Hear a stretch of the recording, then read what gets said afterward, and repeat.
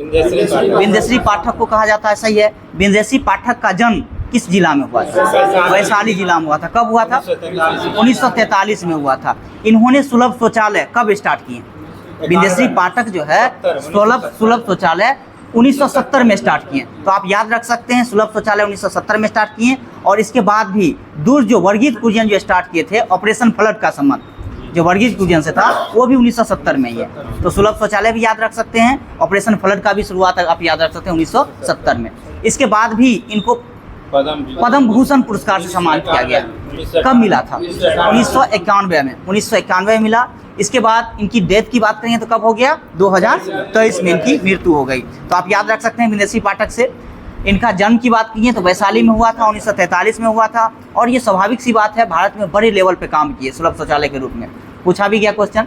वैशाली में जन्म हुआ और कब हुआ था? 1943 में। सुलभ शौचालय का उद्घाटन कब किए? 1970 में किए। उनको पद्म भूषण की बात की तो 1991 में मिला। और इनकी डेथ की बात की तो 2023 में हो गया। सही है। इसके बाद बताइए, मिशन इंद्रधनुष का संबंध किससे है? टीकाकरण से। सही है। कितने टीके इसमें लगाए जाते हैं? सही है, 7। कौन कौन सा?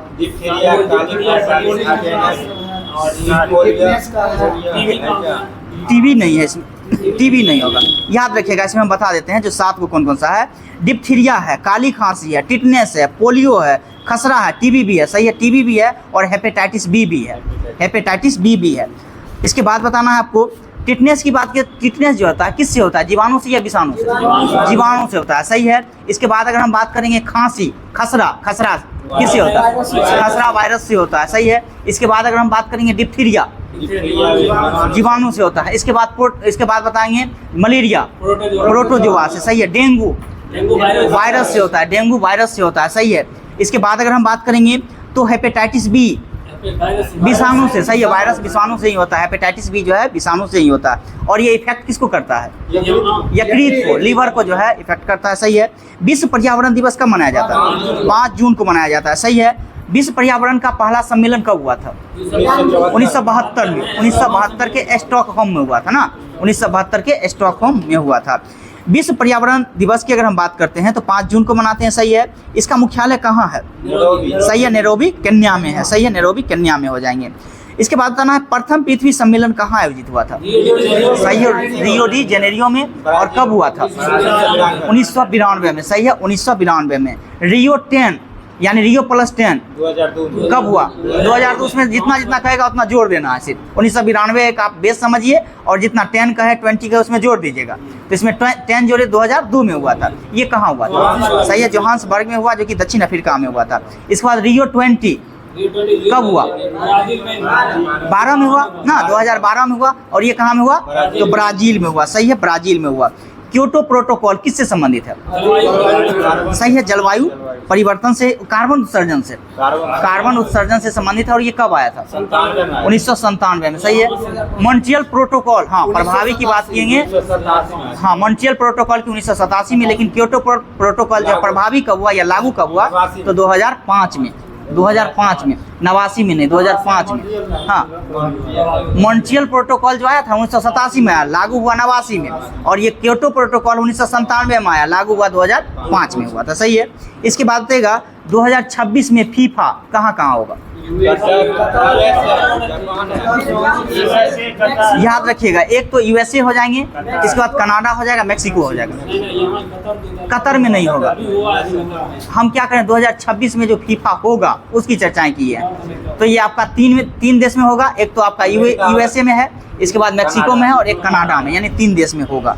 इसके बाद बताइएगा मस्तिष्क का सबसे बड़ा भाग कौन सा है? सही है, सेरिब्रम, या उसी को जो है प्रमस्तिष्क भी बोलते हैं। सही है, प्रमस्तिष्क उसी को बोलते हैं। इसके बाद बताइएगा अगर हम बात करें हाइपोथैलेमस, हाइपोथैलेमस किसका भाग है?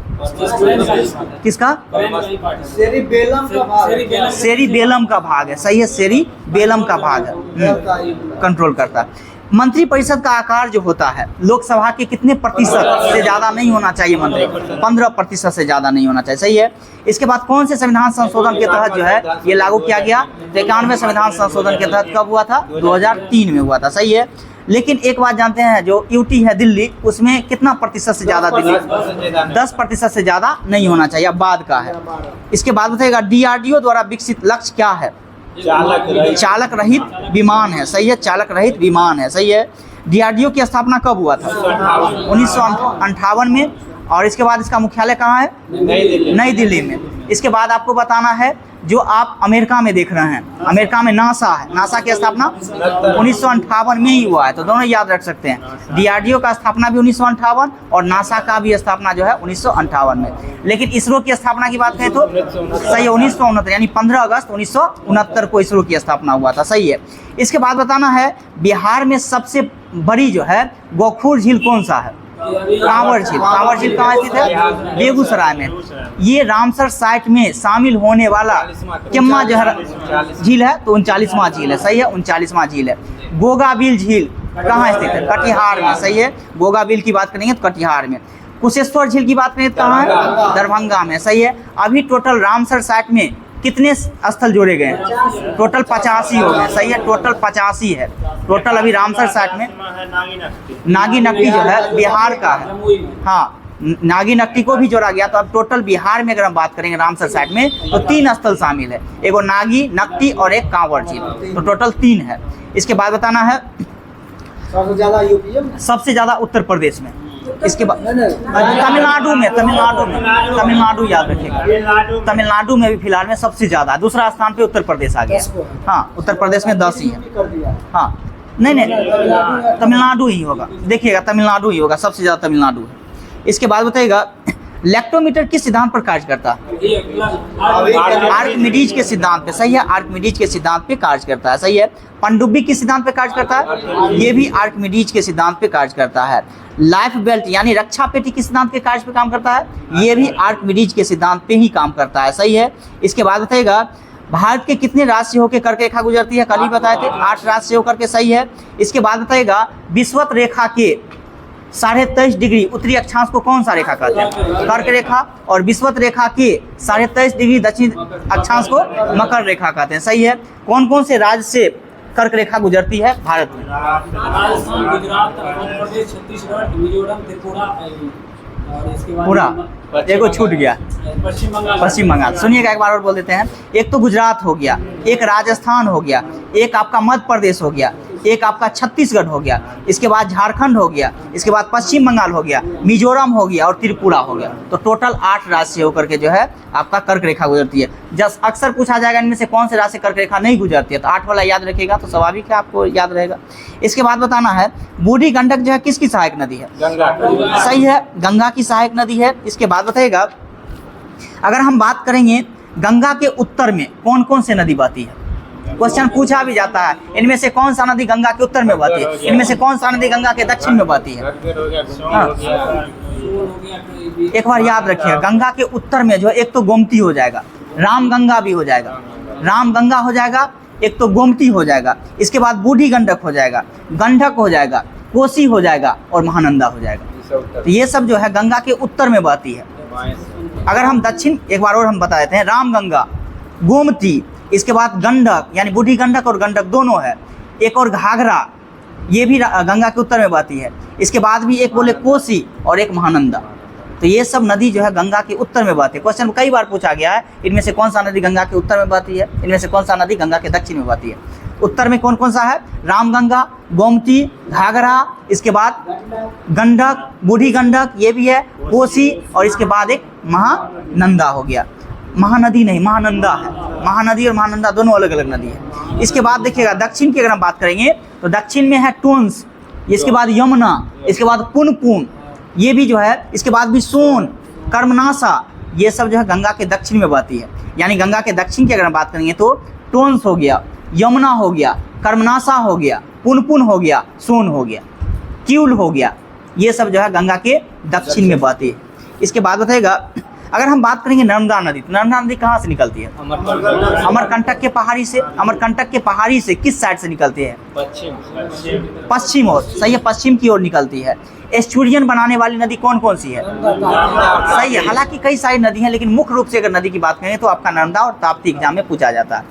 अगर हम बात करेंगे अमरकंटक की पहाड़ी से तो टोटल कितना नदी निकलती है? 3 नदी निकलती है। कौन कौन सा है? सोन, नर्मदा और महानदी, जिसमें तो आप देख रहे हैं नर्मदा पश्चिम की ओर निकलती है, सोन नदी किधर की ओर निकलती है? उत्तर की ओर। सोन नदी की बात करेंगे तो उत्तर की ओर। इसके बाद एक महानदी की बात करेंगे तो दक्षिण की ओर। महानदी की बात करेंगे तो दक्षिण की ओर। इसके बाद अगर बताना है आपको, जो सोन नदी देखे वो गंगा के उत्तर में बहती है दक्षिण में बहती है? अभी जस्ट बताएं। दक्षिण में बहती है। सोन नदी की बात करें तो गंगा के दक्षिण में बहती है। क्यूल नदी की बात करें तो किधर बहती है? गंगा के दक्षिण में। नीचे नहीं देखना है, कॉपी में लिख, याद सीधा रखना है, गंगा के दक्षिण में बहती है। इसके बाद भी अगर हम बात करें कर्मनाशा, गंगा के दक्षिण में।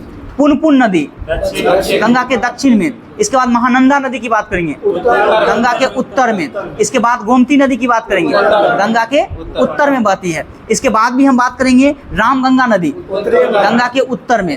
इसके बाद अगर हम बात करेंगे बूढ़ी गंडक, गंगा के उत्तर में। गंडक की बात करेंगे, गंगा के उत्तर में बहती है। इसके बाद आपको बताना है नर्मदा नदी की टोटल लंबाई कितना है? 1312 किलोमीटर। 1312 किलोमीटर जो है, 1312 याद रखिएगा, नर्मदा 1312 है। इसके बाद बताइएगा सरदार सरोवर बांध किस नदी पर है? नर्मदा नदी पर ही स्थित है। तवा हो गया, बंजर हो गया, शेर हो गया, ये सब किस नदी की सहायक नदी है? नर्मदा का। याद रखिएगा, तवा है, शेर है, शेर भी नदी है, और ये भी नर्मदा की ही सहायक नदी है। तो तवा हो गया, शेर हो गया, बंजर हो गया, ये 3 नदी जो है नर्मदा की सहायक नदी है। इसके बाद बताइएगा बंगाल की दीवानी अधिकार अंग्रेजों को कब मिला था? इलाहाबाद प्रथम संधि। सही है, इलाहाबाद की संधि के द्वारा मिला था। सही है, 1765 में। इलाहाबाद की 2 संधि हुआ था। बक्सर के युद्ध के बाद जो है इलाहाबाद की 2 संधि। बक्सर का युद्ध कब हुआ था? डेट याद रखना है, 22 अक्टूबर 1764 को हुआ था। सही है, 22 अक्टूबर 1764 को बक्सर की संधि। इसमें अंग्रेजी सेनापति का नेतृत्व कौन कर रहे थे? Hector Munro. हेक्टर मुनरो कर रहे थे। इसी के तहत 2 इलाहाबाद की संधि हुआ था। कब कब? 12 अगस्त और 16 अगस्त।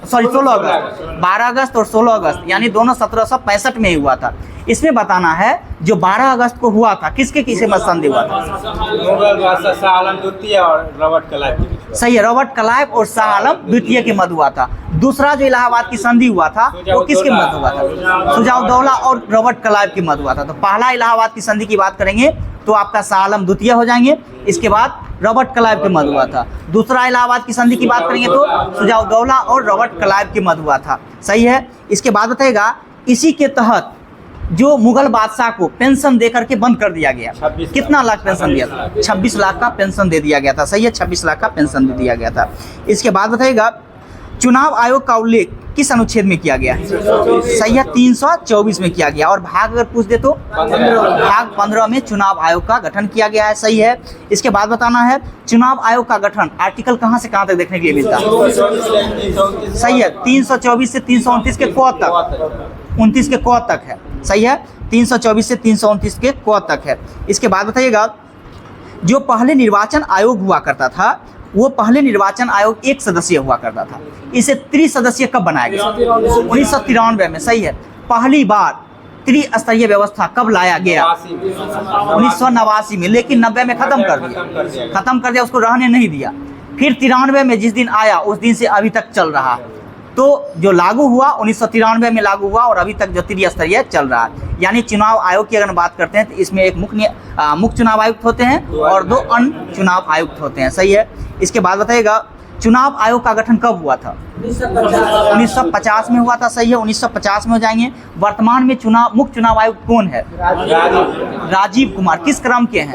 25वें क्रम के हैं। सही है, मुख्य चुनाव आयुक्त की बात करें तो राजीव कुमार और 25वें क्रम के हैं। सही है। इसके बाद बताइएगा राज्य सूची के विषय पर संसद कब कानून बनाता है?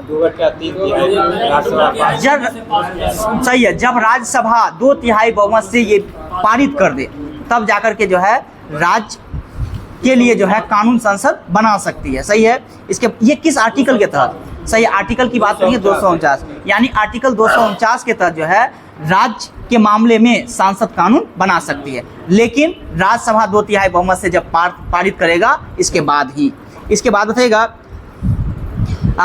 उपराष्ट्रपति की हटाने की प्रक्रियाएं किस में पेश किया जाता है? सबसे पहले राज्यसभा राज्यसभा में सबसे पहले ही पेश किया जाता है। और ये कौन से आर्टिकल के तहत? सही है, आर्टिकल 67। सही है, आर्टिकल 67। इसके बाद रहेगा नई अखिल भारतीय संघ की स्थापना जो है किस आर्टिकल के तहत? सही है, आर्टिकल 312 हो जाएंगे। सही है, आर्टिकल 312 हो जाएंगे। धन विधेयक की चर्चाएं किस आर्टिकल में किया गया? 110 में। और धन विधेयक किस में पेश किया जाता है? लोकसभा सही है, लोकसभा में पेश किया जाता है। नाम मात्र का राज्यसभा में पेश किया जाता है। उसमें राज्यसभा जो है, हाँ, राज्यसभा उसे जो है दे तैयो 14 दिन के, मतलब 14 दिन से पहले दे फिर भी, या 14 दिन के बाद दे फिर भी, यानी 14 दिन के ऑटोमेटिक अंदर जो है वो पास हो जाएगा, पास माना जाएगा। यानी वो अपने पास रख भी नहीं सकता है, उसको जो है रख भी लेगा फिर भी वो पास हो जाएगा। तो यही याद रखना है, धन विधेयक का अगर महत्व है तो लोकसभा में ही है, राज्यसभा का कोई महत्व ही नहीं है। 14 दिन तक ही उसको रखने का ऑर्डर भी है, और 14 दिन के बाद वह स्वतः जो है, हाँ, वो अनुमति अपने खुद ले लेता है वो। इसके बाद रहेगा राज्यसभा सिर्फ बजट पर चर्चा कर सकती है, क्या उसमें मतदान कर सकती है? नहीं कर सकती, मतदान नहीं कर सकती। राज्यसभा जो है मतदान नहीं कर सकती है, सिर्फ बजट पे चर्चाएं बहस कर सकती है, चर्चा और बहस कर सकती है। सही है। इसके बाद है भारत का देशांतरीय विस्तार कितना है? 860 से लेकर 97 इसमें क्या? पूर्वी। सही है, सही है। 68 डिग्री 7 मिनट से लेकर के 97 डिग्री 25 मिनट तक। सही है। और ये अगर पूछे संपूर्ण भारत का अक्षांशीय विस्तार क्या है? सही है, 6 डिग्री 4 मिनट से 37 डिग्री 6 मिनट तक। सही है, 6 से 37 इसके बाद भी अगर आपसे पूछे उत्तरी अक्षांश कितना है, भारत का उत्तरी अक्षांश की विस्तार की बात करेंगे तो कितना है? 8 से 37 सही है। इसके बाद बताइएगा, अगर हम बात करेंगे भारत की स्थलीय सीमा की लंबाई कितना है? सही है, 15,200 किलोमीटर। सही है। भारत का सबसे उत्तरी बिंदु कौन सा है? इंदिरा कॉल कहाँ है? लद्दाख हो गया, अब लद्दाख हो जाएगा। सही है। और इसके बाद सबसे दक्षिणी बिंदु की बात करेंगे तो इंदिरा पॉइंट। इंदिरा पॉइंट कहाँ है? ग्रेट निकोबार में। याद रखिए, ग्रेट निकोबार में, सबसे नीचा है ग्रेट निकोबार में। इसके बाद सबसे पूर्वी बिंदु की बात करेंगे तो किबुतु, अरुणाचल प्रदेश। और सबसे पश्चिमी की बात करेंगे तो गोहरमोता। सही है, हाँ, जो कि कहाँ है? गुजरात में। गुहार मोती है जो कि गुजरात में है, सबसे पश्चिमी बिंदु हो जाएंगे। पराबैंगनी किरणों की रक्षा करने वाला परत कौन सा है? समताप मंडल। सही है। इंग्लिश में इसका नाम क्या है? स्ट्रेटोस्फीयर। देखिएगा, अब इंग्लिश में ही नाम दिया जाता है ज़्यादातर, ठीक ना, याद रखिएगा। स्ट्रेटोस्फीयर होता है। ट्रोपोस्फीयर किसको कहते हैं? क्षोभ मंडल को कहते हैं। सही है। इसके बाद बताइएगा, ये जो क्षोभ मंडल की ऊंचाई की अगर हम बात करेंगे तो ध्रुव से कितना किलोमीटर ऊंचाई? 8 किलोमीटर। सही है, ध्रुव से 8 किलोमीटर है। विषुवत रेखा से कितना है? 18 किलोमीटर है। सही है, विषुवत रेखा से 18 किलोमीटर। समताप मंडल की ऊंचाई की बात करेंगे तो 18 से 50 किलोमीटर तक, 18 से 50 किलोमीटर तक है। और यही समताप मंडल में ओजोन परत भी पाई जाती है। यही समताप मंडल में क्या है? तो ओजोन परत भी है, जिसकी ऊंचाई कितना से कितना है? 15 किलोमीटर से 35 किलोमीटर तक है। 15 से 35 किलोमीटर तक है। हाँ, ओजोन परत की बात करेंगे तो समताप मंडल में ही है, और 15 से 35 किलोमीटर तक है। तो थोड़ा सा भाग जो है आपके क्षोभ मंडल में, जब आप विषुवत रेखा से देखेंगे तो वो आपको मिल जाएंगे। इसके बाद बताइएगा, अगर हम बात करेंगे मध्य मंडल की, तो मध्य मंडल का ऊंचाई कितना है? 50 से 80 किलोमीटर। मध्य मंडल की बात करेंगे तो 50 से 80 किलोमीटर। इसके बाद कौन सा मंडल है?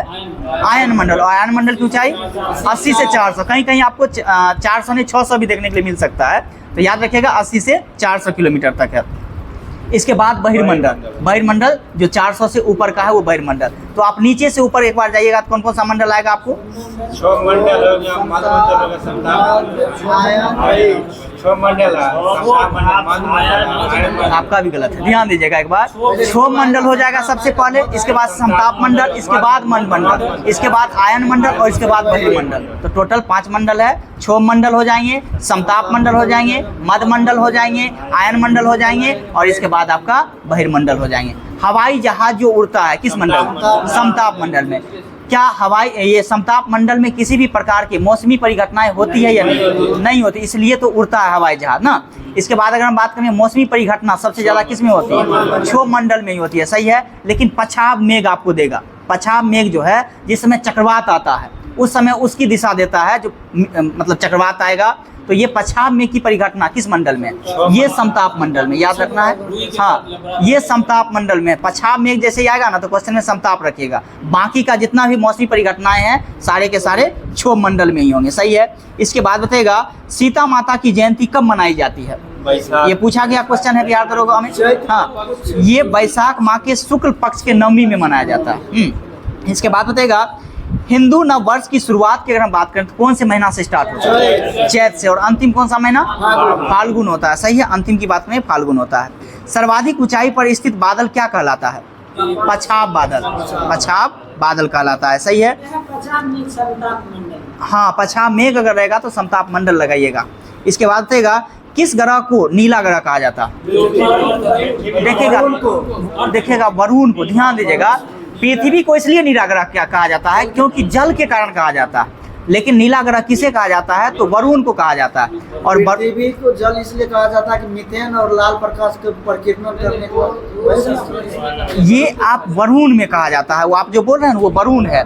मीथेन गैस द्वारा लाल प्रकाश को अवशोषित कर लेता है और इसी कारण जो है इसे नीला ग्रह कहा जाता है। लेकिन पृथ्वी को जो है जल की उपस्थिति के कारण नीला ग्रह कहा जाता है। जल की उपस्थिति के कारण किसे नीला ग्रह? तो जल आपका पृथ्वी हो जाएंगे। सही है, पृथ्वी।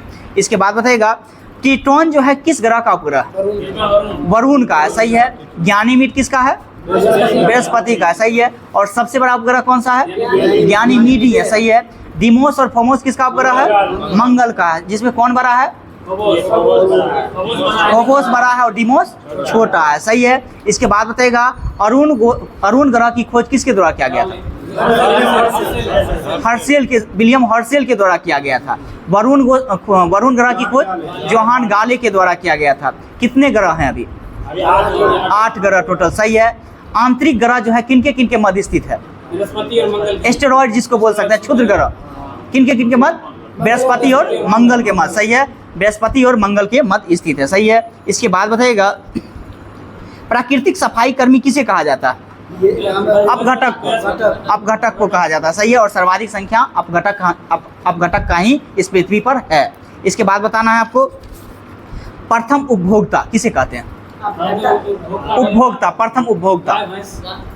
सही है। प्रथम उपभोक्ता सही बोल रहे हैं। यानी पादप को खाने वाला या हरे पेड़ पौधे को जो खाने वाला जीव जंतु होते हैं उसे ही प्रथम उपभोक्ता कहते हैं। इसके बाद दूसरे उपभोक्ता की बात करेंगे तो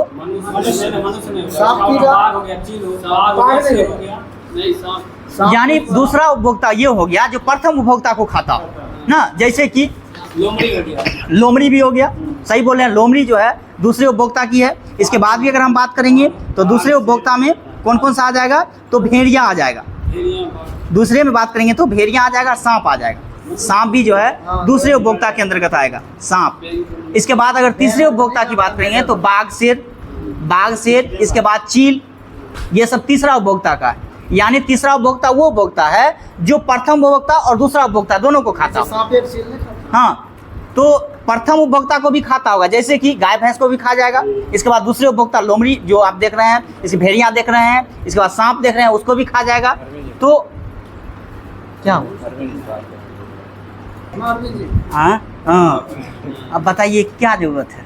समिति जो है कब आया था? 1957 में। सही है। अशोक मेहता समिति की बात करेंगे 1977 में। सही है। जीवी के राव समिति की बात करेंगे तो 1985 में। सही है। LM सिंघवी समिति की बात करेंगे तो 86 में। थुंगन समिति की बात करेंगे तो 1988। थुंगन समिति 1988 में। सही है। गाडगिल समिति की बात करेंगे तो 1988 में। सही है। याद रखिएगा। बलवंत राय मेहता समिति 1957, अशोक मेहता 77, जीवी के राव 85, इसके बाद LM सिंघवी 86, थुंगन 1988, गाडगिल 1988 में। और पंचायती राज को जो संवैधानिक दर्जा दिया था वो कौन सा समिति? LM सिंघवी समिति दिया था। पंचायती राज को जो संवैधानिक दर्जा दिया गया LM सिंघवी समिति के तहत ही दिया गया था। पंचायती राज का गठन कब हुआ था? पंचायती राज का गठन जो है राजस्थान में किया गया। स्टार्ट की बात करेंगे तो आपका 1959 से ही हुआ था। 1959, 2 अक्टूबर 1959 में। हाँ, लेकिन किस संविधान संशोधन के तहत पंचायती राज को जो है मान्यता दिया गया? तो 73वां संविधान संशोधन कब हुआ था? 1992 में। 73वां संविधान संशोधन 1992 में। और पंचायती राज दिवस कब मनाते हैं? 24 अप्रैल को मनाते हैं। सही है, 24 अप्रैल को पंचायती राज दिवस के रूप में मनाते हैं। इसके बाद बताइएगा, ये हो गया।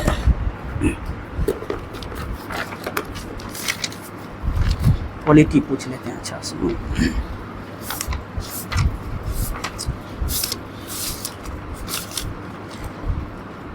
कहाँ से था? 1861 से था ना। चलिएगा, बताइएगा किस अधिनियम के द्वारा जो है ईस्ट इंडिया कंपनी को किसी भी समय भंग किया जा सकता है, ऐसा बोला गया?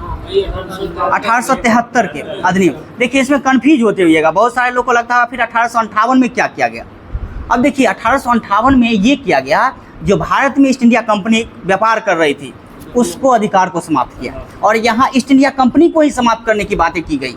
यानी वो कंपनी ही नहीं जो है सो काम करेगी, ब्रिटेन में हो या कहीं भी हो, तो उसकी बातें जो है आपको 1873 के एक्ट के तहत ही किया गया। इसके बाद बताइएगा, और इसको समाप्त की बात करेंगे तो औपचारिक रूप से 1884 में कर दिया गया। 1873 का एक्ट था और 1884 में इसे समाप्त कर दिया गया। सही है। इसके बाद बताइएगा किस एक्ट के तहत ये घोषणा किया गया कि महारानी विक्टोरिया को भारत का सामग्री घोषित किया जाए? 1876 का एक्ट था। सही है, 1876 का एक्ट था। और कब घोषित किया गया? 1876 में, 28 अप्रैल 1876 में, 28 अप्रैल 1876 में किया गया। बताइएगा पहली बार अप्रत्यक्ष चुनाव प्रणाली की शुरुआत कब हुआ? 1892 के एक्ट के तहत हुआ। सही है। इसके बाद भी बताना है आपको, राजस्व एवं व्यय अथवा बजट पर बहस करने का या प्रश्न पूछने का जो शक्ति दिया गया, किस एक्ट के तहत? 1892 के एक्ट के तहत ही दिया गया था। सही है। इसके बाद जो 1909 का एक्ट है वो बहुत ज़्यादा इंपॉर्टेंट है, जिसमें हम देखेंगे मुस्लिम का पृथक निर्वाचन ना 1909 के एक्ट के तहत ही हुआ था। मुस्लिम लीग का गठन कब हुआ था? 1906 में हुआ था। किसके द्वारा? आगा खां एवं सलीमुल्लाह खां के द्वारा। कहाँ में किया गया? ढाका में किया गया था। सही है। इसके बाद बताइएगा जब मुस्लिम लीग जो है, मुस्लिम लीग को जो है अलग पृथक निर्वाचन मिल गया, यानी इसका मतलब ये था जो मुस्लिम लीग के ही कैंडिडेट खड़ा होंगे और मत भी वही देंगे, उसी कास्ट के लोग देंगे। तो स्वाभाविक सी बात है, भारत में और सारे समुदाय के लोग भी जो है मांग करने लगा, जो हमें भी ये मांग चाहिए। तो और सारे मांग जो है 1919 के एक्ट में दिया गया, जैसे कि सिख के लिए भी दिया गया, ईसाई के लिए, इसके लिए भी अलग दिया गया था, अलग निर्वाचन दिया गया था। तो सिख और इसके बाद ईसाई की बात करेंगे तो 1919 के भारत शासन अधिनियम में दिया गया, अलग पृथक निर्वाचन दिया गया। और मुस्लिम की बात करेंगे तो 1909 के एक्ट के तहत दिया गया था। इसके बाद बताना है सांप्रदायिक निर्वाचक का जनक किन्हें कहा जाता है?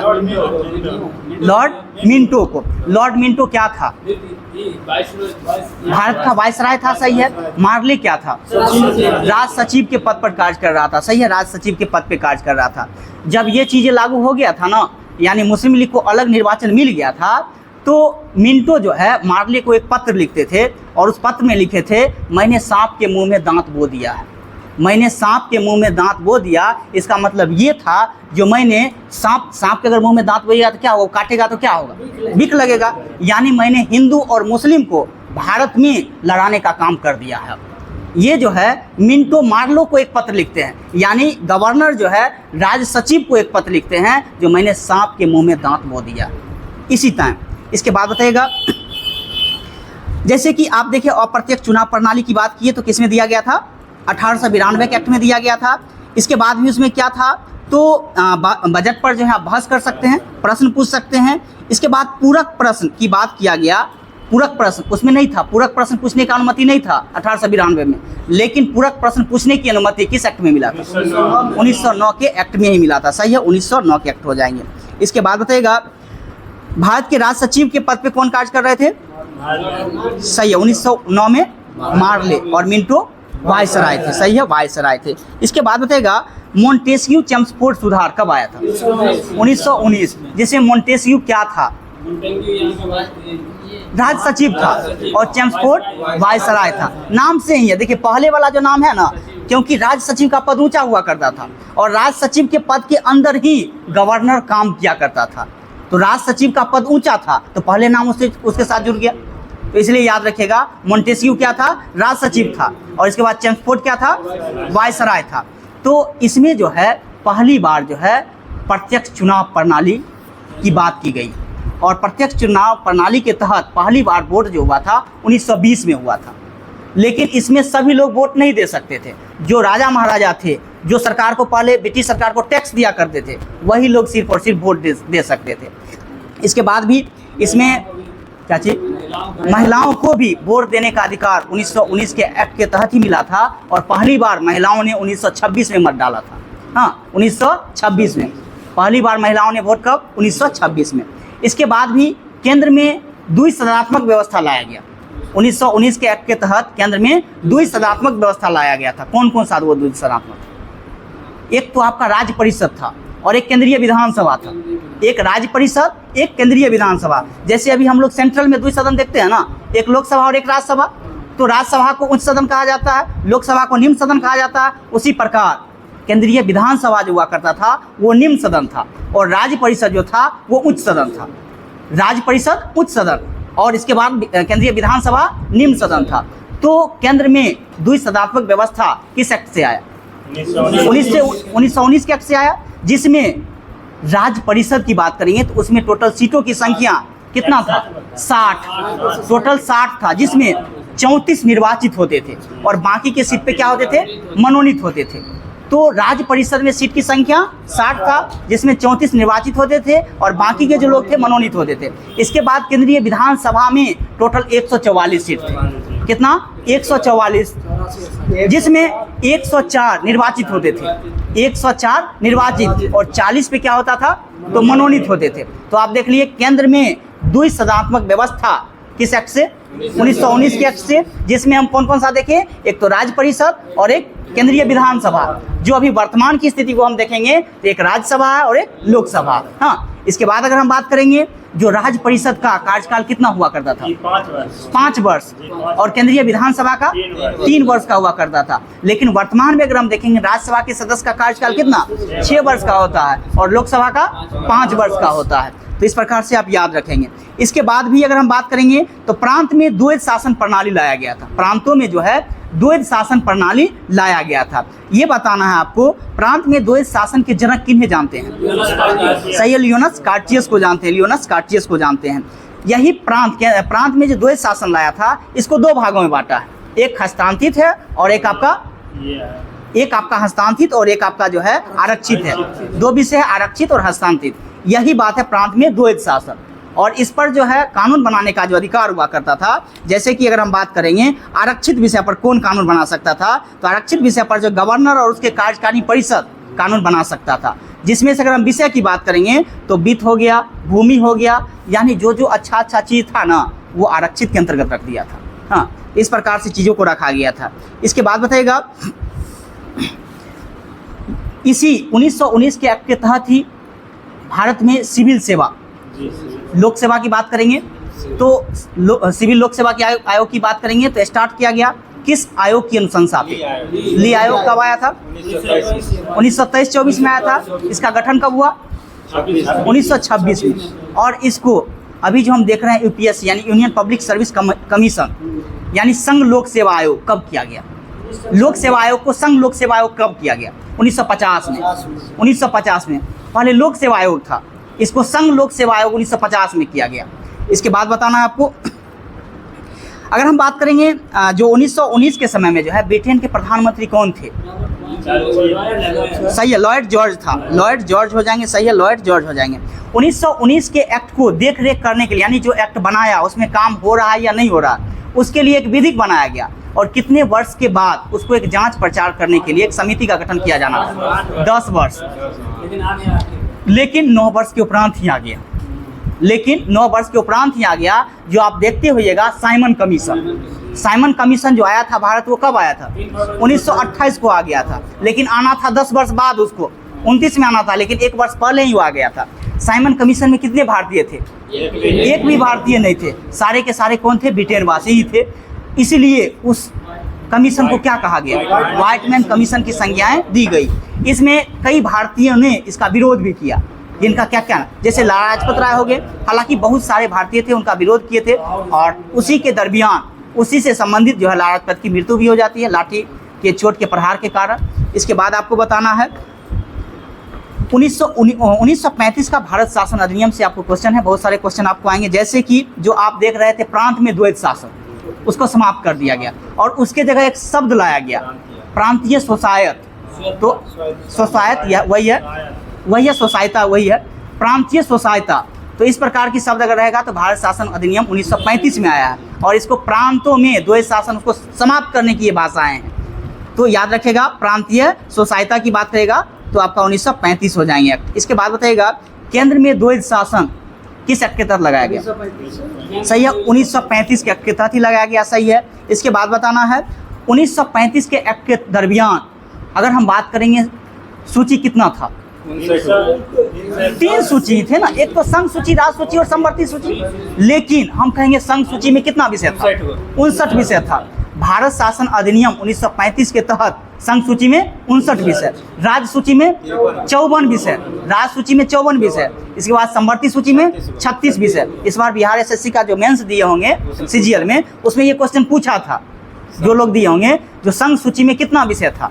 तो 59 विषय। भारत शासन अधिनियम 1935 के तहत संघ सूची में 59 विषय, राज्य सूची में 54 विषय और इसके बाद समवर्ती सूची में 36 विषय शामिल थे। इसके बाद भी अगर हम बात करेंगे तो जैसे शिक्षा, उस समय में कौन सा विषय का? उस समय में राज्य सूची का विषय था। वर्तमान में अगर कहेंगे तो शिक्षा समवर्ती सूची का विषय है। अगर हम बात करेंगे वर्तमान में संघ सूची में कितना विषय है? 100 है, राज्य सूची में 61, समवर्ती सूची में 52 ना, समवर्ती सूची में 52। अगर हम बात करेंगे 100 से पहले कितना विषय था संघ सूची में?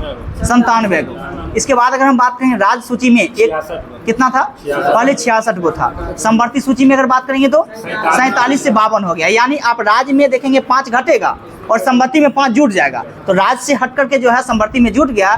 जैसे कि आपका शिक्षा हो गया, वन हो गया, वन्य जीव हो गया, ये सब जो है आपको समवर्ती सूची में जोड़ा गया है। पहले राज्य सूची का विषय था, अभी वर्तमान में से समवर्ती सूची में लाया गया है। इसके बाद बताइएगा अवशिष्ट शक्तियां 1935 के एक्ट के तहत किसके अंदर हुआ करता था? उस समय में वायसराय के हाथ में हुआ करता था। हाँ, वायसराय यानी गवर्नर वायसराय उस समय हुआ करता था, तो वायसराय के हाथ में ही हुआ करते थे। इसके बाद अगर हम बात करेंगे तो 1935 के एक्ट के बारे में किसने जो है ये कहा गुलामी का अधिकार पत्र है? सही है, जवाहरलाल नेहरू के द्वारा बोला गया।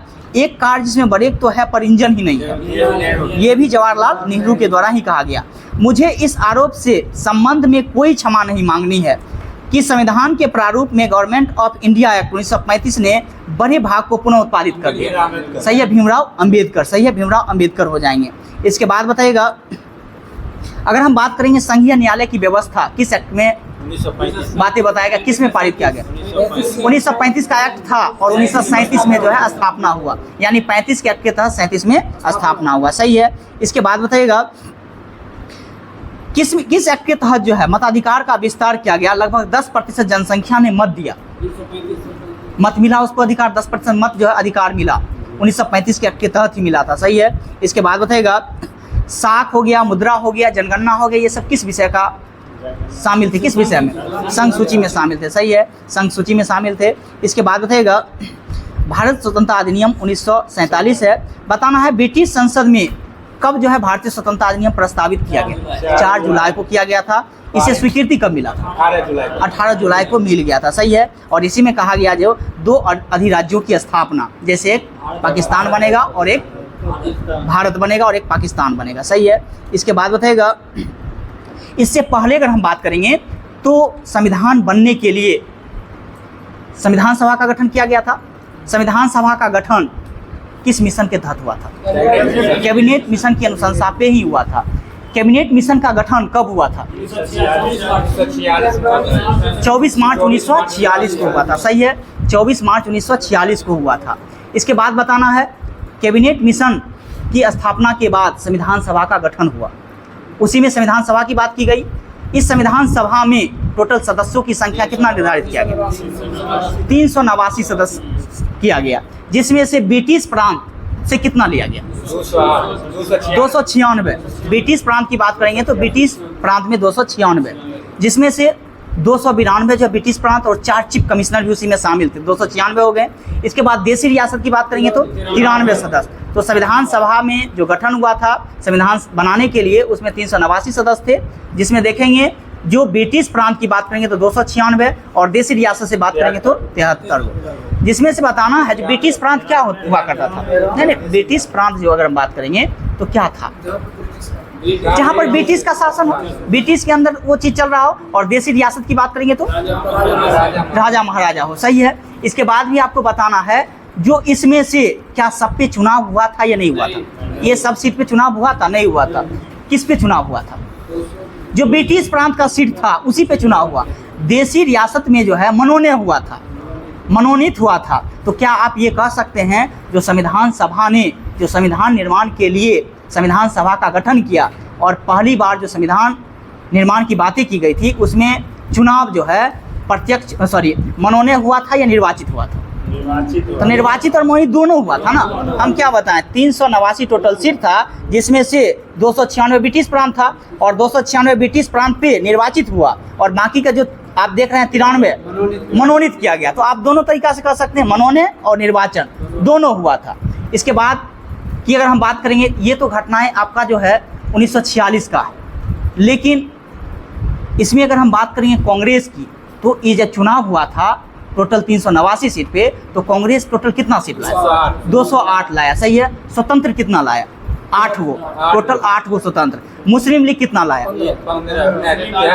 73 गो सीट लाया। मुस्लिम लीग की बात करेंगे 73। अब हुआ नहीं, महिला 15 गो थी टोटल। महिला संविधान सभा में टोटल महिला 15 थी। 73 सीट जो है मुस्लिम लीग लाया, और मुस्लिम लीग जैसे ही मात्र 73 सीट लाया तो उसके माइंड में जो है ना चलने लगा, अब मेरा तो कुछ चलेगा नहीं, क्योंकि सबसे बड़ा पार्टी कांग्रेस उभर के आ गया 208 सीट लेकर के। उसी समय कैबिनेट मिशन का मुस्लिम लीग ने बहिष्कार करना स्टार्ट कर दिया और संविधान सभा का भी विरोध करना स्टार्ट कर दिया। अब मुस्लिम लीग जो है खुद का अपना संविधान मांगना स्टार्ट कर दिया, तो उसे मिला भी, और उसी के तहत आप देख रहे हैं जो 2 अधिराज्य का निर्माण हुआ, एक भारत और एक पाकिस्तान। तो ठीक है, जब भारत और पाकिस्तान बनने के बाद, इसके बाद अगर हम बात करेंगे तो फिर संविधान सभा के गठन के द्वारा वोटिंग हुआ। वोटिंग जो हुआ था कितने सीट पे हुआ, क्योंकि ये जो 389 सीट आया था इसमें तो पाकिस्तान और भारत दोनों के लिए आया था। पहले तो ये बातें नहीं थी, जब मुस्लिम लीग कम सीट लाया तब तो वो हलवाला गया, और उसके बाद अपना खुद का संविधान मांगना स्टार्ट किया। तो 15 अगस्त 1947 को भारत आज़ाद हुआ। फिर आज़ादी के बाद भारत के पास टोटल कितना सीट रहा? 299। आज़ादी के बाद भारत में अगर सीट की बात करेंगे तो मात्र संविधान सभा में 299 सीट बच गया, जिसमें से अगर हम बात करेंगे ब्रिटिश प्रांत से तो 229 सीट, ब्रिटिश प्रांत से 229, देसी रियासत से 70 सीट, तो टोटल 299 सीट। याद रखना है, आज़ादी के बाद संविधान सभा में टोटल सीटों की संख्या 299, जिसमें से ब्रिटिश प्रांत 229, देसी रियासत 70, और देसी रियासत में सबसे ज़्यादा जो सीट लाया था वो मैसूर राज्य से लाया था। मैसूर जो अभी आप कर्नाटक देखते हैं, टोटल 7 को लाया था। अगर हम बात करेंगे उत्तर प्रदेश से तो उत्तर प्रदेश से भी ज़्यादा 55 सीट लाया था। उत्तर प्रदेश से 55 सीट लाया था। बिहार से अगर बात करेंगे तो 36 को सीट लाया था। तो आप देख सकते हैं, जो आप अगर हम बात करेंगे जो भारत के स्वतंत्रता के बाद अगर हम बात करेंगे टोटल सीटों की संख्या तो 299, जिसमें ब्रिटिश प्रांत 229, देसी रियासत 70 हो गया, जिसमें से टोटल सबसे ज़्यादा सीट की बात करेंगे तो कहाँ से लाया? मध्य प्रांत। मध्य प्रांत यानी जो आप देख रहे हैं ये उत्तर प्रदेश का क्षेत्र, 55 सीट लाया। इसके बाद बिहार की बात करेंगे तो 36 सीट लाया। अगर हम देसी रियासत में अगर बात करेंगे तो मैसूर से 7 को सीट सबसे ज़्यादा लाया था। लेकिन इस बात को भी याद रखना है, जो संविधान सभा का गठन हुआ था इसमें कैटेगरी का भी ख्याल रखा, यानी जाति का भी ख्याल रखा गया था। हर जाति को अलग अलग सीट भी बांटा गया था, यानी आप पारसी है, ईसाई है, सिख है या हिंदू है या मुस्लिम है, सबके लिए सीट का भी बंटवारा किया गया था। तो सीट में आपको सुनना है, हिंदू के लिए कितना सीट की चर्चाएं की गई? 163 सीटें चर्चाएं की गई। सही है, 163। इसके बाद अगर हम बात करेंगे मुस्लिम के लिए कितना सीट की चर्चाएं की गई? 80 गो, मुस्लिम के लिए 80 गो। इसके बाद अगर हम बात करेंगे एससी के लिए 31 गो, एससी अनुसूचित जाति हम बोल रहे हैं, शेड्यूल कास्ट, तो 31 गो सीट जो है एससी के लिए लाया गया। इसके बाद भी एसटी के लिए और ईसाई के लिए 6 सीट लाया गया। ध्यान सुनिएगा, क्या चीज? एसटी का 26 गो नहीं, 6 गो सीट एसटी और ईसाई के लिए मात्र 6 सीट लाया गया। सिख के लिए 4 सीट दिया था। इसके बाद एंग्लो और पारसी के लिए 3 सीट दिया था। यानी संविधान सभा में जो अगर आप देख रहे हैं जो कैबिनेट मिशन आया था उसमें जाति का भी ख्याल रखा था और हर जाति को अलग अलग सीट भी दिया था, जिसमें से एक बार और रिकॉल करेंगे हिंदू के लिए अगर हम बात करेंगे तो कितना सीट आया? 163 सीट हिंदू के लिए, मुस्लिम के लिए 80 सीट लाया, एससी के लिए 31 सीट दिया गया। इसके बाद अगर हम बात करेंगे तो एसटी और ईसाई के लिए 6 सीट लाया था। इसके बाद सिख के लिए 4 सीट लाया था, एंग्लो और पारसी के लिए 3 सीट लाया था। तो आप जब प्रीवियस ईयर का क्वेश्चन उल्टाइएगा तो क्या है आपका जो है एक बार क्वेश्चन पूछा गया है जो इनमें से संविधान सभा में जो है किन किन समुदाय को बराबर सीट दिया गया। तो आप तो एक देख सकते हैं, एक तो आपका सिख को नहीं, एक तो आप एसटी और ईसाई देख सकते हैं जो 600 सीट दिया गया। इसके बाद आप देख सकते हैं एंग्लो और पारसी को 3-3 सीट दिया गया। तो आप इस प्रकार से ऑप्शन मैच करवा लीजिएगा। इसके बाद भी जब संविधान सभा का गठन हुआ तो संविधान सभा के गठन की अगर हम बात करते हैं, जब पहला बार चुनाव हुआ तो पहली बार चुनाव में संविधान सभा की बैठक कहाँ हुआ था? नई दिल्ली में। काउंसिल चैम्बर्स में हुआ था, नई दिल्ली में हुआ था। उसमें अध्यक्ष के रूप में किन्हें चुना गया था? अध्यक्ष की बात करेंगे तो किन्हें? डॉक्टर राजेंद्र प्रसाद को, यानी स्पीकर की बात करें डॉक्टर राजेंद्र प्रसाद को। अस्थायी अध्यक्ष की बात करें, फुल टाइम स्पीकर की बात करेंगे तो सच्चिदानंद सिन्हा को। तो संविधान सभा में जो वरिष्ठ सदस्य थे उन्हें चुना गया और सच्चिदानंद सिन्हा जो है उस संविधान सभा के वरिष्ठ सदस्य थे। वरिष्ठ सदस्य का मतलब क्या है? जो अधिक बार निर्वाचित हुआ हो उसी को वरिष्ठ सदस्य कहते हैं। तो सच्चिदानंद सिन्हा उस समय के मुख्य लोग थे, उन्हें अस्थायी अध्यक्ष चुना गया था। कब चुना गया था? 9 दिसंबर 1946 को। और अस्थायी अध्यक्ष कब चुना गया? 11 दिसंबर 1946 को। इसके बाद भी अगर हम बात करेंगे जवाहरलाल नेहरू के द्वारा उद्देश्य प्रस्ताव पेश किया गया था 13 दिसंबर 1946 को। इस उद्देश्य प्रस्ताव को कब स्वीकार किया गया?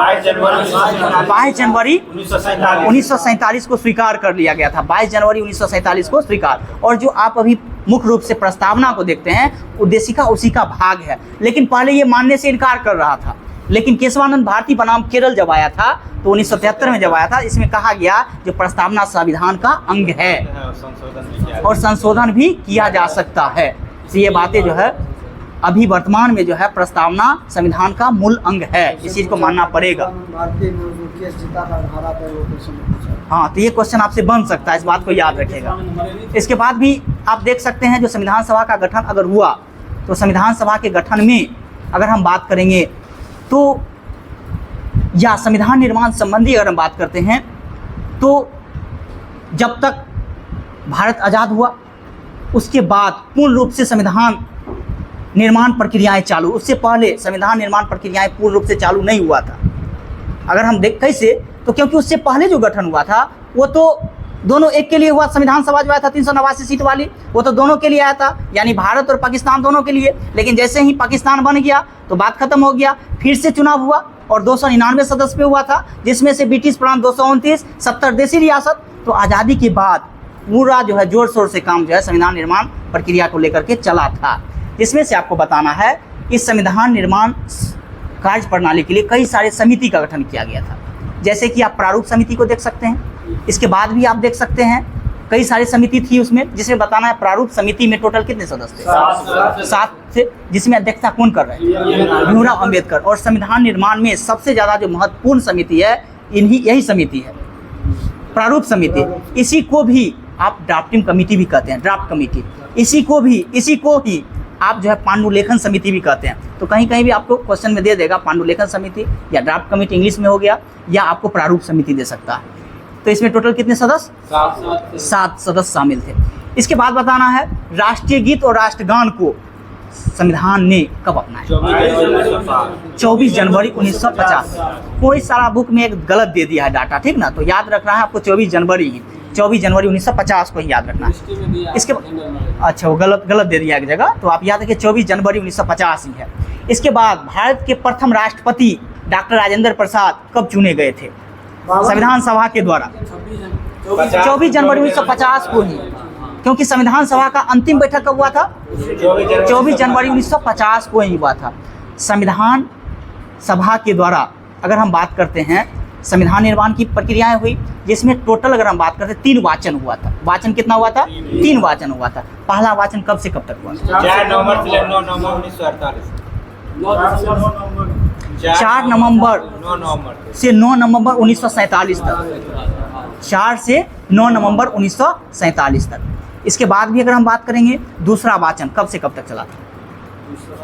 दूसरा वाचन क्या? है 15 नवंबर से लेकर 17 अक्टूबर 1948। याद रखिएगा, 15 नवंबर से 17 अक्टूबर 1948। तीसरा वाचन की बात करेंगे तो 14 नवंबर से लेकर के 26 नवंबर 1949 तक 3 वाचन हुआ था। इस पे टोटल कितना दिन तक बहस चला था? 114 दिन तक जो है प्रारूप समिति पे जो है संविधान निर्माण प्रक्रिया को लेकर के 114 दिन तक जो है बहस चला था। टोटल खर्चा की बात करेंगे तो संविधान निर्माण में कितना खर्चा टोटल हुआ? 64 लाख टोटल खर्चा। सही है, टोटल 64 लाख। विश्व का सबसे लंबा संविधान किस देश का संविधान? भारत का संविधान है सबसे लंबा संविधान। इस संविधान में टोटल कितने आर्टिकल है भारत के संविधान में? मूल संविधान की अगर बात करें 395 ही, लेकिन इसमें कोखा वगैरह को जोड़ करके ये करीब में जो है आपको 450 के करीब में पहुंच गया है, तो 450 है करीब में। इसके बाद भी अगर हम बात करेंगे मूल संविधान में टोटल कितना भाग था? पहले 22 भाग था, लेकिन वर्तमान में 25 हो गए हैं। सही है। इसके बाद भी अगर बात करेंगे जो कितना अनुसूची है वर्तमान में 12 है। इससे पहले कितना था? 8 था।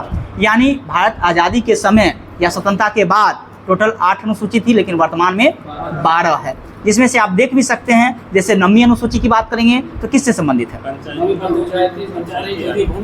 भूमि सुधार जोड़ा गया है ना, भूमि सुधार हुआ था, जोड़ा गया। 10वीं दल बदल से संबंधित है। 11वीं की बात करें पंचायती राज से संबंधित है, और 12वीं की बात करें नगर पंचायत से संबंधित है, नगर पालिका या नगर पंचायत का है। तो ये सब जो है क्या चीज होता है? क्या चीज? वाचन और बैठक।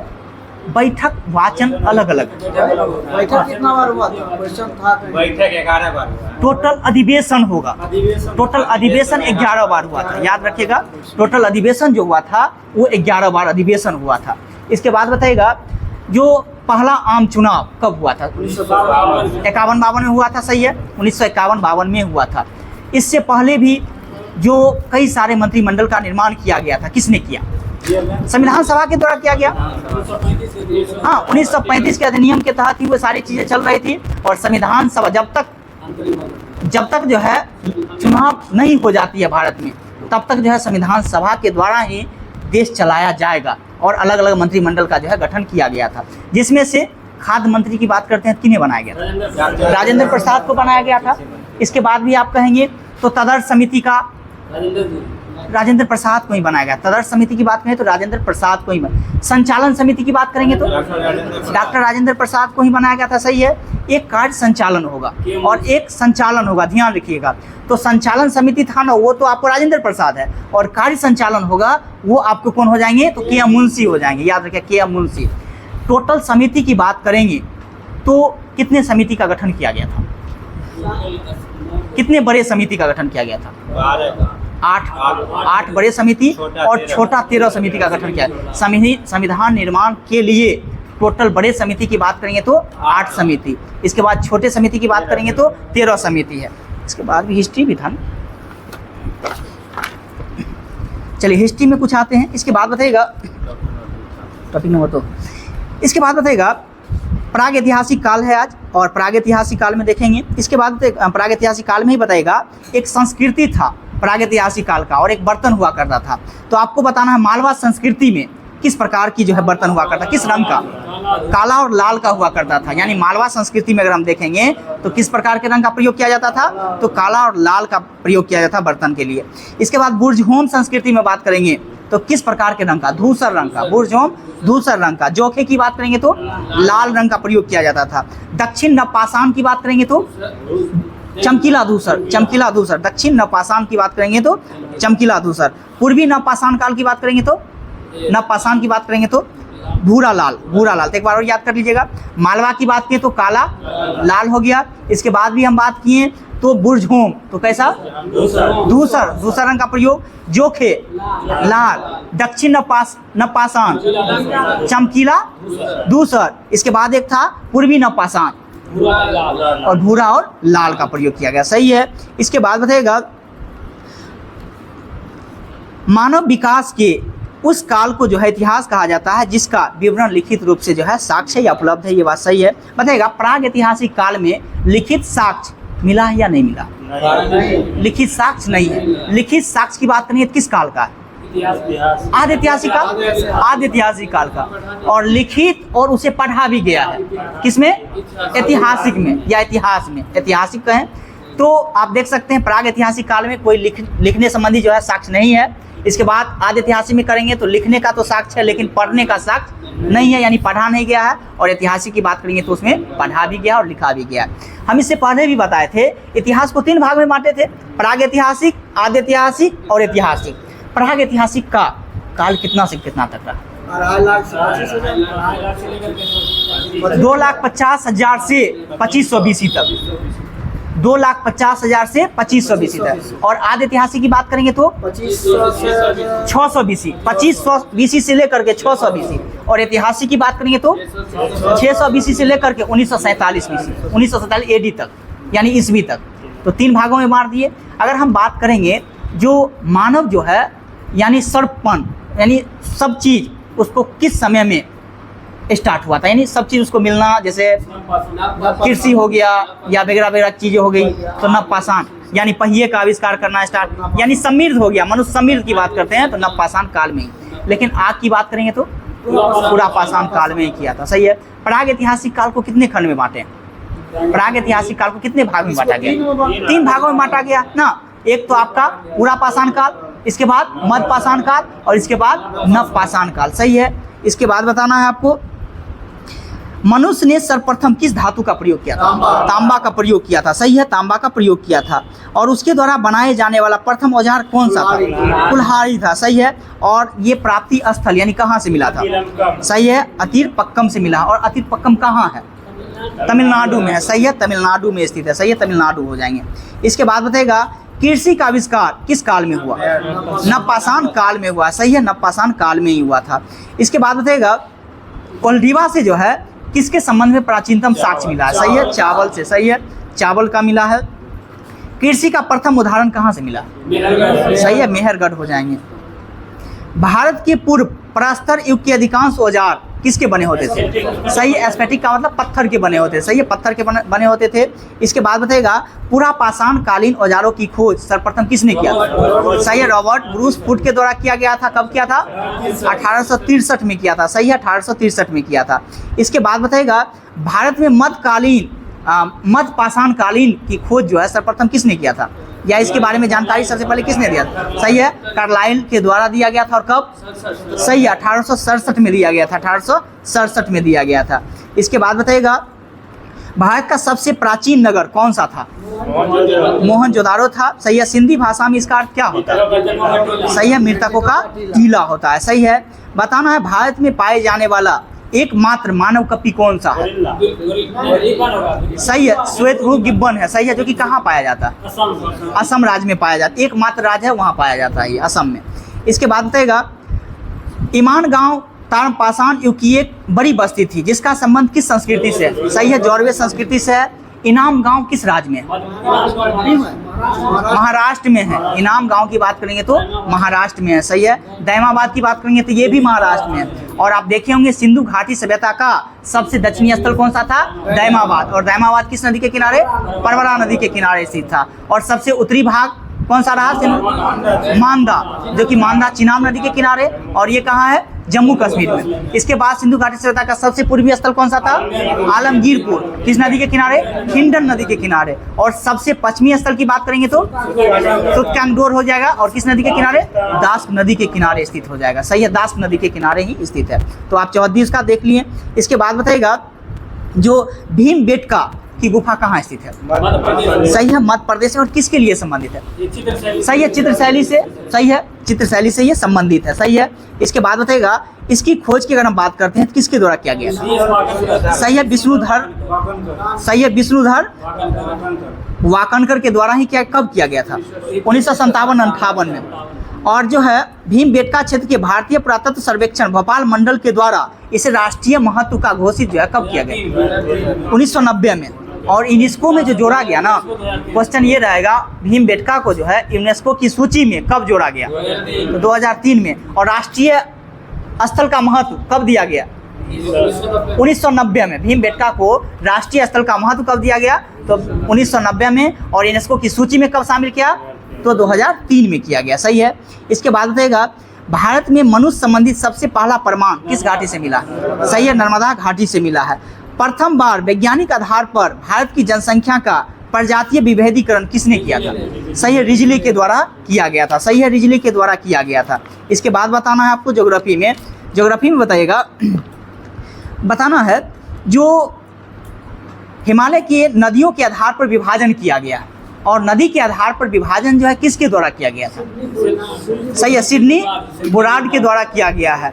ये नदियों के आधार पर विभाजन किए, और नदियों के आधार पर कितने प्रकार के विभाजन है? 4 प्रकार के विभाजन है, जिसमें से हम देखेंगे एक तो आपका पंजाब हिमालय है, एक कुमायूं हिमालय है, नेपाल हिमालय है, और एक असम हिमालय। सबसे ज़्यादा लंबा किसका है?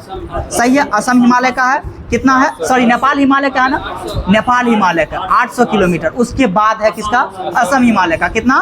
720 किलोमीटर है। तो आपको ये बताना है जो नेपाल हिमालय है किसके किसके मध्य है? नेपाल से काली और तिस्ता के मध्य। सही है, नेपाल हिमालय की बात करेंगे तो काली और तिस्ता के मध्य हो जाएंगे। असम हिमालय की बात करेंगे तो किसके किसके मध्य है? तिस्ता और दिहांग के मध्य। सही है, तिस्ता और दिहांग के मध्य। और इसकी टोटल लंबाई की बात करेंगे तो 720 किलोमीटर। यानी अगर हम बात करेंगे नेपाल हिमालय तो काली तिस्ता, और असम की बात करेंगे तो तिस्ता और दिहांग के मध्य स्थित है। इसके बाद भी कुमायूं हिमालय की बात करेंगे तो सतलज और काली के मध्य स्थित है, और इसकी लंबाई की बात करेंगे तो 320 किलोमीटर, मात्र 320 किलोमीटर। इसके बाद भी एक पंजाब हिमालय है। पंजाब हिमालय की बात करेंगे तो कितना है? 560 किलोमीटर है। और ये किसके किसके मध्य स्थित है? सिंधु से सतलज के मध्य स्थित है। तो चारों आप याद रखिएगा, ये पूछा जाता है क्वेश्चन। इसके बाद बताइएगा वैष्णो देवी मंदिर हो गया, अमरनाथ गुफा हो गया, ये सब तीर्थ स्थल है। ये बताना है किस हिमालय के अंतर्गत है? कश्मीर हिमालय के अंतर्गत है। सही है, कश्मीर हिमालय के अंतर्गत है। इसके बाद नंदा देवी हो गया, कामेट हो गया, त्रिशूल हो गया, बद्रीनाथ हो गया, ये सब किस हिमालय के अंतर्गत है? कुमायूं हिमालय के अंतर्गत है। सही है, और ये सब उत्तराखंड राज्य में ही स्थित है। सही है, उत्तराखंड राज्य में ही स्थित है। इसके बाद बताइएगा धौलागिरी की अगर हम बात करते हैं, धौलागिरी कहाँ है? नेपाल में। अन्नपूर्णा कहाँ है? नेपाल में ही। एवरेस्ट की बात करेंगे तो ये भी नेपाल में है। और सिक्किम की बात करेंगे तो भारत और यानी भारत और नेपाल दोनों के मध्य में। तो कंचनजंगा में स्थित है, यानी राज्य की अगर हम भारत की बात करें तो कंचनजंगा में है, और अगर हम देश की बात करेंगे तो नेपाल में भी कुछ हिस्सा में स्थित है ये। इसमें बताना है आपको हिमालय के सभी ऊंची चोटी में नेपाल के जो अंतर्गत आती है चोटी, उसमें आपको अरेंज करना है। कभी कभी दे देता है पश्चिम से पूर्व की ओर सजाने का प्रयास करें, तो आप सजाइए, यही चारों में से सजाइए आप। सबसे पश्चिम में कौन सा है? धौलागिरी, यानी सबसे पश्चिम में धौलागिरी। धौलागिरी के बाद अन्नपूर्णा, उसके बाद आपका एवरेस्ट, इसके बाद अगर हम बात करेंगे तो मकालू, और इसके बाद बात करेंगे तो कंचनजंगा। तो आप जो है पश्चिम से, हाँ, इसके बाद नमचा वर्मा है। नमचा वर्मा अरुणाचल प्रदेश में, हाँ, वो लास्ट है अरुणाचल प्रदेश में। तो पश्चिम से पूरब अगर चोटी सजाने का अगर बात करेगा तो सबसे पहले क्या था? धौलागिरी, इसके बाद अन्नपूर्णा, इसके बाद एवरेस्ट, इसके बाद मकालू, और इसके बाद कंचनजंगा, इसके बाद नमचा वर्मा। इसके बाद बताइएगा, और नमचा वर्मा चीन में भी स्थित है, कुछ अरुणाचल प्रदेश और चीन में दोनों में स्थित है। इसके बाद बताइएगा डफला हो गया, मीरी हो गया, अहोर हो गया, ये सब पहाड़ी जो है कहाँ में स्थित है? अरुणाचल प्रदेश में। अरुणाचल प्रदेश में है। डफला, मीरी, अहोर, मिसमी, ये सब जो है अरुणाचल प्रदेश में स्थित है। और ये स्थानीय जनजाति के नाम पर ये सब पहाड़ी स्थित है। जो वहाँ के स्थानीय जनजाति है उसके नाम पे जो है ये सब पहाड़ी का नाम दिया गया है। इसके बाद बताना है भारत और म्यांमार के बीच या सीमा पर जो है लगने वाला कौन कौन से पहाड़ियाँ हैं बताना है। जैसे कि एग्जाम्पल हम देते हैं एक नागा पहाड़ी, जो कि नागालैंड में है, यानी हम पहाड़ी का नाम बोलते हैं, आपको राज्य बोलना। जैसे नागा पहाड़ी कहाँ स्थित है? नागालैंड। तो नागालैंड की सीमा म्यांमार के साथ लगती है, ठीक है, तो ये भी आपको भारत और म्यांमार के साथ जोड़ रहा है। इसके बाद बताना आपको पटकोई-बूम, ये कहाँ स्थित है? अरुणाचल प्रदेश में है। सही है। लोमाटोल पहाड़ी कहाँ है? लोमाटोल मणिपुर में है। सही है, याद रखिएगा, लोमाटोल पहाड़ी जो है ये मणिपुर में स्थित है। और इसके बाद याद रखिएगा मिजो पहाड़ी, ये कहाँ है? मिजोरम में स्थित है। सही है। इसके बाद बताइएगा लेमाटोल के पश्चिम स्थित बराइल की पहाड़ी किस राज्य में? असम में। सही है, तो याद आप रखिएगा बराइल की पहाड़ी कहाँ? असम में। लोटामोल की पहाड़ी कहाँ, सॉरी लोमाटोल की पहाड़ी कहाँ स्थित? सही है, मणिपुर में स्थित है। और बराइल की पहाड़ी असम में स्थित है। सही है, असम में हो जाएंगे। इसके बाद है गारो खासी जयंतिया जो है ये बताना है किस राज्य में है पहाड़ी? सही है, मेघालय में है। और ये भी स्थानीय जनजाति के नाम से ही रखा गया है। सही है। इसके बाद बताना है आपको रेंगमा जो है, रेंगमा बताना है ये कहाँ है पहाड़ी जो है, रेंगमा पहाड़ी ये कहाँ स्थित है, किस राज्य में? रेंगमा पहाड़ी किस राज्य में? असम में है। रेंगमा पहाड़ी जो है आपके असम में है। ये शिलांग पठार के उत्तर पूर्व में है और असम राज्य में रेंगमा पहाड़ी असम में है। इसके बाद देगा और मिकीर भी है, मिकीर भी असम में है। मिकीर और रेंगमा दोनों याद रखिएगा जो कि असम में है। ये बताना है ये हिमालय का भाग है या प्रायद्वीपीय पठार का? सही है, प्रायद्वीपीय भारत का ये जो है आपका हिस्सा, प्रायद्वीपीय भारत का ये हिस्सा है, ये हिमालय का भाग नहीं है। इसके बाद बताना है आपको अरावली की पहाड़ी किस राज्य में स्थित है? राजस्थान में है। और सबसे पुरानी काल की चट्टान से बनी अरावली पहाड़ी है, किस काल की बनी है? Pre Cambrian. सही है, प्री कैम्ब्रियन काल की बनी हुई है। इसके बाद बताना है इस पहाड़ी की सबसे ऊंची चोटी कौन सा है? सही है, गुरु शिखर हो जाएंगे। इसकी ऊंचाई कितना है? 1722 मीटर, 1722 मीटर हो जाएंगे। सही है। अरावली के पश्चिम से और कौन सी नदी निकलती है? लूनी नदी। सही है, अरावली जो चोटी है उस उससे जो है पश्चिम से लूनी नदी निकलती है और पूरब की ओर कौन सी नदी? बनास नदी। तो याद रखिएगा अरावली के पश्चिम से और लूनी और पूरब की ओर बनास नदी निकलती है। सही है। और लूनी नदी कहाँ गायब हो जाती है? कच्छ की रण में जो है जाकर के ये गायब भी हो जाती है। सही है। इसके बाद बताइएगा मालवा के पठार से जो है कौन सी नदी निकलती है? मालवा के पठार से कौन सी नदी निकलती है? चंबल और बेतवा। चंबल और बेतवा जो है मालवा के पठार से ही निकलती है। और मालवा का पठार किस जगह में फैला हुआ है? ये आपका मध्य प्रदेश है और दक्षिण पूर्व राजस्थान में भी फैला हुआ है, दक्षिण पूर्व राजस्थान राज्य में है। और ये किस प्रकार के चट्टान का बना हुआ है मालवा पठार? ज्वालामुखीय चट्टान का। मालवा पठार ज्वालामुखीय चट्टान का बना हुआ है। और कौन कौन सी नदी निकलती है? बेतवा और चंबल। बेतवा चंबल, बेतवा चंबल। मालवा 3 अक्षर का, तो बेतवा चंबल दोनों 3 अक्षर का, याद रखिएगा थोड़ा सा, चंबल और बेतवा। इसके बाद बताइएगा उत्तर भारत को दक्षिण भारत से कौन सा पर्वतमाला अलग करता है? सही है, विंध्याचल पर्वतमाला। ये क्वेश्चन बहुत बार एग्जाम में पूछा गया। उत्तर भारत से दक्षिण भारत को जो है कौन सा पर्वतमाला अलग करता है? विंध्याचल पर्वतमाला, बहुत बार एग्जाम में पूछा गया। इसके बाद बताइएगा मैकाल पठार जो है कहाँ स्थित है? सही है, छत्तीसगढ़ में ही स्थित है। सही है। मैकाल पहाड़ी की सर्वोच्च शिखर चोटी कौन सा है? अमरकंटक है। सही है, अमरकंटक हो जाएंगे। यह जो है किस चट्टान का बना है? ब्लॉक पर्वत है। ये जो है ब्लॉक पर्वत है। सही है, यह पुरानी चट्टान से बना एक ब्लॉक पर्वत है। सही है। इसके बाद बताइएगा मैकाल पर्वत जो आप देख रहे हैं कहाँ है? छत्तीसगढ़ में है। सही है। बताना है आपको, अभी तो जस्ट बता दिए। अमरकंटक की पहाड़ी से कितनी नदी निकली है? 3 नदी। कौन कौन सी? सोनम याद रखिएगा आप, 100 से सोन, 9 से नर्मदा और 9 से महानदी। तो सोनम शॉर्ट में याद रखिएगा। तो 3 नदी निकला है, जिसमें से नर्मदा किधर की ओर? पश्चिम की ओर। इसके बाद उत्तर की ओर कौन सा नदी? सोन नदी। दक्षिण की ओर महानदी। यानी अमरकंटक की पहाड़ी से 3 नदी निकली है। सोनम यानी सोन, नर्मदा, महानदी, जिसमें नर्मदा की बात की है पश्चिम की ओर, सोन की बात की है तो उत्तर की ओर, इसके बाद महानदी की बात की है तो दक्षिण की ओर। जिसमें से हम ये भी देखे थे गंगा नदी के दक्षिण में सोन नदी है ना, दक्षिण में सोन नदी है। इसके बाद गंगा नदी के दक्षिण में और सारे नदी था। कौन कौन सा था? पुनपुन भी था ना, पुनपुन भी था, कर्मनाशा भी था। इसके बाद भी अगर हम बात करेंगे तो और सारे नदी की अगर हम बात करेंगे तो कौन कौन सा था? एक तो आपका पुनपुन हो गया, कर्मनाशा हो गया। इसके बाद अगर हम बात करेंगे तो यमुना भी हो गया। इसके बाद टोंस भी हो गया, एक क्यूल भी हो गया। ये सब दक्षिण में है, यानी गंगा नदी के दक्षिण में स्थित है। इसके बाद आप बताइएगा धूपगढ़ी जो है किस पर्वत पर स्थित है? धूपगढ़ी चोटी जो है किस पर्वत पर है? महादेव पर्वत पर है। पहाड़ी पूछे तो सतपुड़ा पहाड़ी पर है। धूपगढ़ी की चोटी सतपुड़ा पहाड़ी पे ही स्थित है और सबसे ऊंची चोटी है। सतपुड़ा पहाड़ी की सबसे ऊंची चोटी धूपगढ़ी। और किस पर्वत पे है? तो महादेव पर्वत पे, महादेव पर्वत पर है। इसके पूर्वी हिस्से से कौन सी नदी निकलती है? ताप्ती नदी। और याद रखना है नर्मदा और ताप्ती दोनों एस्चुरियन बनाने वाली नदी है। हाँ, नर्मदा और ताप्ती, यानी धूपगढ़ी के जो है पूर्वी भाग से ताप्ती नदी का निर्माण होता है। इसके बाद बताइएगा दक्कन का पठार कहाँ स्थित है? महाराष्ट्र में, सही है, महाराष्ट्र में है। और ये किस प्रकार के चट्टान का बना है? ज्वालामुखीय बेसाल्ट चट्टान। और एक और आप देखे थे बेसाल्ट चट्टान का कौन सा था? मालवा। मालवा, तो याद रखिएगा मालवा और दक्कन दोनों किससे है?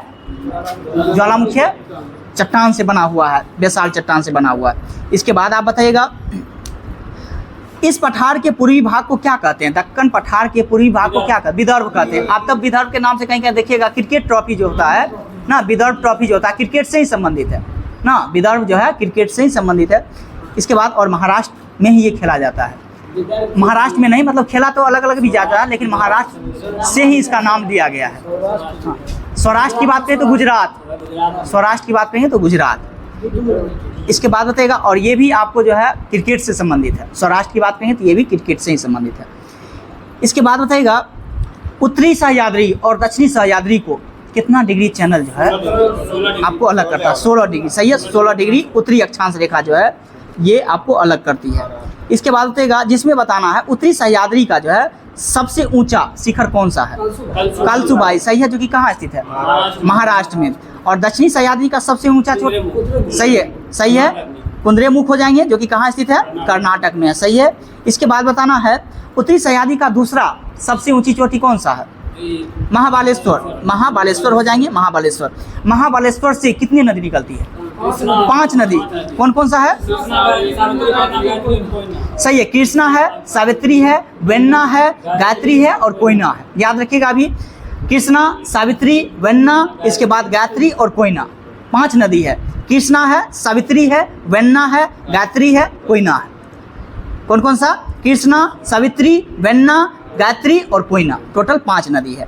इसके बाद बताइएगा नासिक एवं मुंबई के बीच संपर्क मार्ग को कौन सा दर्रा कहते हैं? सही है, थालघाट दर्रा हो जाएंगे। और इसकी ऊंचाई कितना है? ये अभी तक नहीं पूछा, आप याद भी नहीं रखिएगा, ऊंचाई आज तक नहीं पूछा है इसका। वो वाला पूछा, हिमालय वाला पूछा है, कुमायूं हिमालय हो गया, असम हिमालय हो गया, उसको याद रखिएगा, इसको ज़्यादा इंपॉर्टेंट नहीं है। लेकिन सबसे अगर हम बात करेंगे सबसे ज़्यादा ऊंचाई वाला याद रखिएगा, मुंबई एवं पुणे के मध्य जो संपर्क मार्ग है इसका सबसे ज़्यादा ऊंचाई है। अगर हम बात करेंगे 630 मीटर है और इसे क्या कहा गया? तो भोरघाट, भोरघाट दर्रा कहा गया। इसके बाद अगर हम बात करेंगे नासिक एवं मुंबई के बीच जो संपर्क मार्ग है वो कौन सा दर्रा? सही है, थालघाट है। इसके बाद कोचीन से कोयम्बटूर के मध्य, सही है, पालघाट हो जाएंगे। और तिरुवनंतपुरम से मदुरई के बाद सेनकोट्टा हो जाएंगे, सही है, सेनकोट्टा हो जाएंगे। तमिलनाडु राज्य में नीलगिरी के दक्षिण भाग में कौन सा घाट है? पालघाट, पालघाट हो जाएंगे, पालघाट हो जाएंगे, सही है, पालघाट हो जाएंगे। इसके बाद बताइएगा डोडा बेटा जो है दक्षिण भारत की कौन सी चोटी, किस क्रम का चोटी है? दूसरी सबसे ऊंची चोटी है। और सबसे ऊंची चोटी दक्षिण भारत का अनाईमुदी, कितना ऊंचाई है? 2695 मीटर, 2695 मीटर। और दूसरा जो है उसका सही है 2635 दे सकते हैं, कहीं कहीं 36 भी देगा, तो आप उतना एग्जैक्ट नहीं याद रखना, लेकिन याद रखिए। और कहीं कहीं 37 भी देगा, तो 2637 रखिए, इस लोसेंट में दिया गया है। इसके बाद बताना है आपको इसके पार फैली कार्डेमम की पहाड़ी कहाँ स्थित है? सही है, पश्चिमी घाट में स्थित है, तमिलनाडु केरल राज्य में ही स्थित है, सही है, यहीं तक था इसमें। हाँ, रहने देते हैं आज, ठीक है, सभी लोग घर भी जाना है, तो कल तो आप लोग का क्लास सब लोग का बंद भी रहेगा, ठीक है। होमवर्क आप लोग को भेज दिया जाएगा टेलीग्राम पे, तो जो भी लोग हैं जुड़ जाए टेलीग्राम, इस वीडियो के डिस्क्रिप्शन में दे दिया जाएगा। और इसके बाद आप लोग का जीके जीएस जिस प्रकार से जितना होमवर्क भेजा जा रहा है, मेरे ख्याल से 15-16 पेज हो जाती होगी, देखते होइएगा 15-16 पेज, उतना अगर आप पढ़ लेते हैं और इसके बाद इस वीडियो को थोड़ा सा आप रिवाइज कर लेते हैं तो जीके जीएस अच्छा होगा। तो चलिए ठीक है, फिर मिलते हैं, तब तक ले जाएं, जय भारत।